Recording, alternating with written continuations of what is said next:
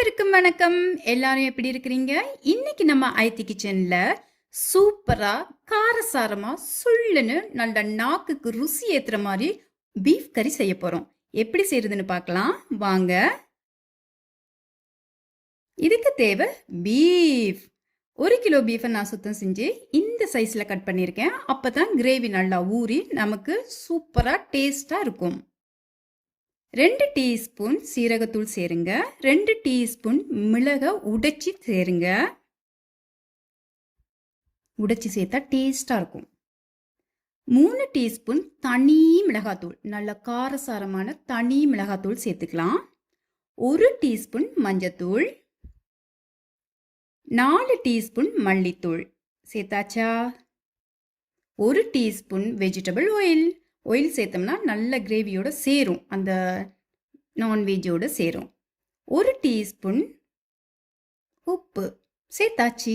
எல்லாத்தையும் நல்லா மிக்ஸ் பண்ணணும். உப்பு சேர்க்கும் போது கவனமாக சேர்க்கணும், அதிகமாக சேர்த்துறாதீங்க. இப்போ இதை நல்லா மிக்ஸ் பண்ணிட்டு ஒரு 10 நிமிஷம் வச்சோம்னா இந்த மசாலா எல்லாம் நல்லா பீஃப்ல ஊறிடும். அப்போ நீங்கள் கிரேவி செய்யக்க அடடடடா சூப்பராக இருக்கும். அதுக்கு தான் இந்த டெக்னிக். இப்போ மிக்ஸ் பண்ணியாச்சு. அவர் இருக்கட்டும், நம்ம அடுத்த வேலையை பார்க்கலாம். கடாயை வைங்க அடுப்பில். 1 குழிக்கரண்டி எண்ணெய் சேர்த்துக்கலாம். இதில் 2 பட்டை, 4 கிராம்பு, 4 ஏலக்காய், சிறிதளவு வெந்தயம், 1/2 டீஸ்பூன் சீரகம், 1/2 டீஸ்பூன் சோம்பு. சோம்புக்கு சீரண சக்தி இருக்குது. இப்போ பெரிய பூண்டா இருந்தால் ஒரு 5 பூண்டு எடுத்து இந்த மாதிரி கட் பண்ணிக்கோங்க. சின்ன பூண்டா இருந்தால் ஒரு 10 பல்லு பூண்டு சேருங்க. நான் 1 டேபிள் ஸ்பூன் இஞ்சி இடித்து சேர்த்துட்டுருக்கிறேன். இஞ்சி பூண்டு ரொம்ப முக்கியமான அவசியமான ஒன்று நான்வெஜ் செய்யும்போது.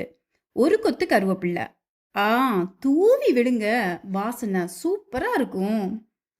5 பச்சை மிளகா, சும்மா இல்லைங்க, காரசாரமான பச்சை மிளகா அழகாக கட் பண்ணி சேர்த்துடுங்க. அப்போ இந்த பச்சை மிளகாவும் கருவேப்பிலை இஞ்சி பூண்டு அடடடடா ஒரு அருமையான வாசனை.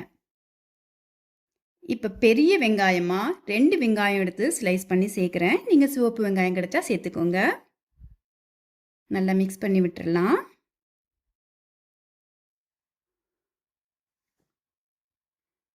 இப்போ இஞ்சி பூண்டு விழுது 1 டீஸ்பூன், அதாவது இஞ்சி பூண்டு விழுது 1 டீஸ்பூன் சேர்க்குறேன்.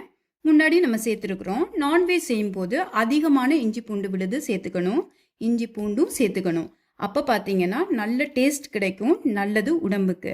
இப்போ நம்மளால் மிக்ஸ் பண்ணி வச்சோம். அவர் நல்லா ஊறி ரெடியானவரை நான் இதில் எடுத்து சேர்த்துட்டேன். இப்போ கொஞ்சம் 1/2 டீஸ்பூன் உப்பு மறுபடியும் சேர்க்குறேன். நம்ம தண்ணி சேர்ப்போம். அப்போ தான் நமக்கு அந்த கிரேவி கரெக்டான டேஸ்ட்டில் கிடைக்கும். இல்லைன்னா சப்புன்னு இருக்கும் இந்த நான்வெஜ். அதாவது எப்போவுமே கறி செய்யும்போது உப்பு கரெக்டாக பார்த்துக்கணும். இல்லைன்னா நம்ம சாப்பிடும்போது கறியில் உப்பு இல்லாத மாதிரி நமக்கு ஒரு ஃபீல் ஆகும். இப்போ நம்ம நல்லா சேர்த்துட்டு எல்லாத்தையும் இந்த மாதிரி மிக்ஸ் பண்ணிடுங்க. இப்போ இதை நான் ஒரு 10 நிமிஷம் மூடி வைக்கிறேன். பாருங்க, பீஃபில் நல்லா தண்ணி இருக்குது, நல்லா வந்திருக்குது. இந்த டைம்லேயே நல்லா சுட சுட 2 கப் தண்ணி நான் சேர்க்குறேன், சுடு தண்ணி. 1 தக்காளியை அங்கேயும் இங்கேயுமா கட் பண்ணி சேர்த்துட்டேன். நீங்கள் எவ்வளோ உங்களுக்கு கிரேவி வேணுமோ அந்த அளவுக்கு தண்ணி சேர்த்துக்கங்க. அதுக்காக குடங்கணக்கிலாம் எடுத்து ஊற்றிடுறது இல்லை, அளவாக சேர்த்துக்கங்க. ஓகே, மிக்ஸ் பண்ணியாச்சு. கரம் மசாலா 1 டீஸ்பூன் சேர்த்துக்கலாம், வாசனைக்காக நல்லாயிருக்கும். எப்போவுமே நான்வெஜ்ஜோ மீன் ஐட்டமோ செய்யும்போது அதோட வெடுக்கு வரக்கூடாது, வந்தால் நமக்கு சாப்பிட இஷ்டம் இருக்காது. இந்த மாதிரி டெக்னிக்கெல்லாம் நம்ம சேர்த்துக்கிட்டோம்னா அருமையாக இருக்கும். எப்படி இருக்கும்? அருமையாக. இப்போ நல்லா மிக்ஸ் பண்ணிவிட்டு ஒரு 20 நிமிஷம் நல்லா மூடி அவிய விடுங்க. நல்லா அடுப்பை ஏற்றி பாருங்கள், சூப்பராக எனக்கு கிரேவி வந்திருக்குது.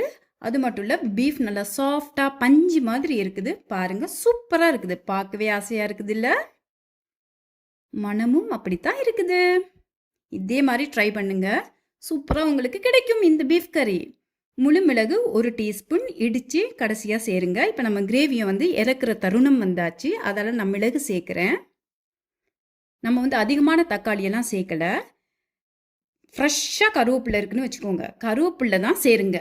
நல்லா கிள்ளி போட்டு சேர்த்திங்கன்னா, அதாவது 2 ஒன்றா பிச்சு போட்டு சேர்த்திங்கன்னா அதோட வாசனை அருமையாக இருக்கும். இப்போ பார்த்தீங்களா எவ்வளோ சூப்பராக முடிஞ்சிச்சு அப்படின்னு.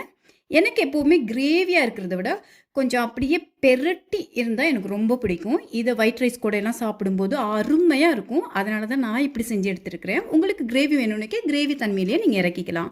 மேலே பச்சை மிளகாவை கீறி போட்டு கருவேப்பிலையை தூவி அட்டகாசமாக இருக்குது இல்லை? இந்த ரெசிபி உங்களுக்கு பிடிச்சிருக்குன்னு நினைக்கிறேன். லைக் பண்ணுங்கள், கமெண்ட் பண்ணுங்கள், ஷேர் பண்ணுங்கள். மறக்காமல் ஆயத்தி கிச்சனுக்கு சப்ஸ்கிரைப் பண்ணுங்கள். ஆரோக்கியமான உணவு, ஆரோக்கியமான வாழ்க்கை. இன்னொரு ரெசிபியில் சந்திக்கிறேன். பாய் பாய்.